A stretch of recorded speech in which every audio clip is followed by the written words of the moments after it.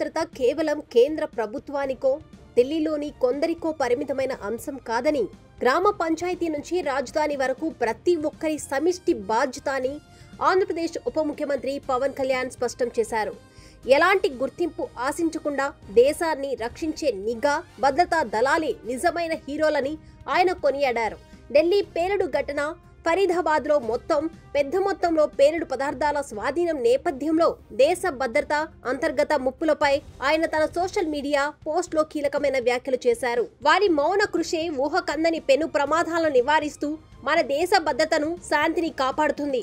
సామాన్య పౌరులుగా మనం ఊహించడానికి కూడా భయపడే ఎన్నో విపత్తులను వారు మొగ్గలోనే తుంచేస్తున్నారు. కొన్ని రోజుల క్రితం ఎంత పెద్ద ప్రమాదం తప్పిందో ఒకసారి ఆలోచించండి. 2900 కిలోల ఐఈడీల తయారీ ముడిసరుకు దాచిపెట్టిన ఆస్టాల్ రైఫిళ్లు, రైజిన్ అనే భయంకరమైన విష ప్రయోగం చేయాలన్న కుట్రలను మన ఏజెన్సీలు భగ్నం చేయకపోయి ఉంటే ఏం జరిగి ఉండేది? మన వీధుల్లోకి రాకముందే వారు నాశనం చేస్తున్న ఆ విలయానికి మనం వారికి సర్వదా రుణపడి ఉంటాం. ఉగ్రవాద మూలాలు దేశవ్యాప్తంగా వేగంగా విస్తరిస్తున్నాయి. అవి మన సమాజం నడిబొడ్డుకు చేరుకుంటున్నాయి. ఇది ఎక్కడో దూరంగా ఉన్న సమస్య కాదు. ఇటీవలే విజయనగరంలో అరెస్టులతో మొదలైన ఐసిస్ భావజాలంతో ముడిపడిన ఒక భయంకరమైన ఉగ్ర కుట్రను ఎన్ఐఏ ఇతర ఏజెన్సీలు విజయవంతంగా ఛేదించాయి.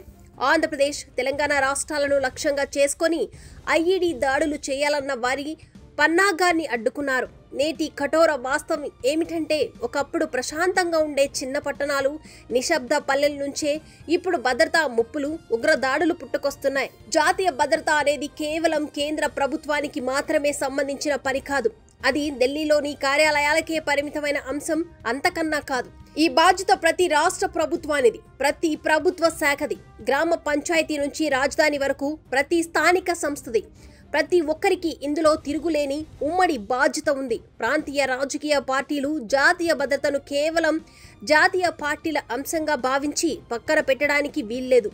అది ప్రాంతంతో సంబంధం లేకుండా భారతదేశంలోని ప్రతి రాజకీయ పార్టీ అజెండాలో అత్యంత ప్రాధాన్య అంశం కావాలి. దేశ భద్రతకు మించి ఏ రాజకీయము ఉండకూడదు.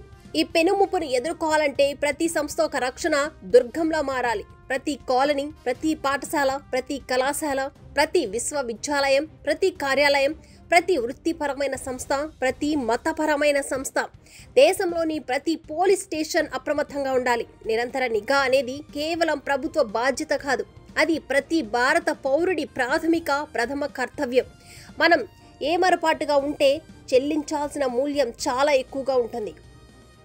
భారతదేశం కేవలం అత్యధిక జనాభా ఉన్న దేశం మాత్రమే కాదు, ప్రపంచంలోనే అతిపెద్ద ప్రజాస్వామ్యం. ఈరోజు మనం ఒక కీలకమైన దశలో ఉన్నాం. బయటి శత్రువులతో మన వీర సైనికులు పోరాడగలరు, సరిహద్దులను కాపాడగలరు. కానీ దేశాన్ని అంతర్గతంగా విచ్ఛిన్నం చేయడానికి నిరంతరం పనిచేస్తున్న శక్తుల నుంచి మనల్ని ఎవరు కాపాడాలి? బూటకపు లౌకికవాదం, ఉజ్జగింపు రాజకీయాలు, జాతీయ సార్వభౌమత్వం కంటే భాష, ప్రాంతీయ అహంకారాలను రెచ్చగొట్టడం వంటివి కేవలం రాజకీయ ఎత్తుగడలు కావు.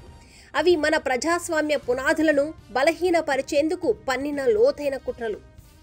పౌరులు, ముఖ్యంగా యువత, కేవలం ప్రేక్షకులుగా మిగిలిపోవద్దు. మన శక్తులను, సమయాన్ని చిల్లర సమస్యలు, కృత్రిమంగా సృష్టించే ఆవేశాలతో వృధా చేసుకోవద్దు. మనం మతం, కుల, భాష, ప్రాంతీయ రాజకీయాల చుట్టూ కొట్టుకుంటుంటే బయట శక్తులు మన భారతీయ నాగరికతను, మన ఆత్మను నాశనం చేయడానికి ప్రయత్నిస్తున్నాయి. ఈ గందరగోళాన్ని దాటి చూడండి, బాధ్యతగా మెలగండి. భారతదేశాన్ని కాపాడాల్సిన, బలోపేతం చేయాల్సిన అంతిమ బాధ్యత ప్రతి ఒక్క పౌరుడిపై ఉంది. ఒక సత్యాన్ని గుర్తించుకోండి, మొదట మనమందరం భారతీయులం. మన కర్తవ్యం ఎల్లప్పుడూ దేశం కోసమే, అంతే అంటూ పవన్ తన పోస్ట్లో స్పష్టం చేశారు.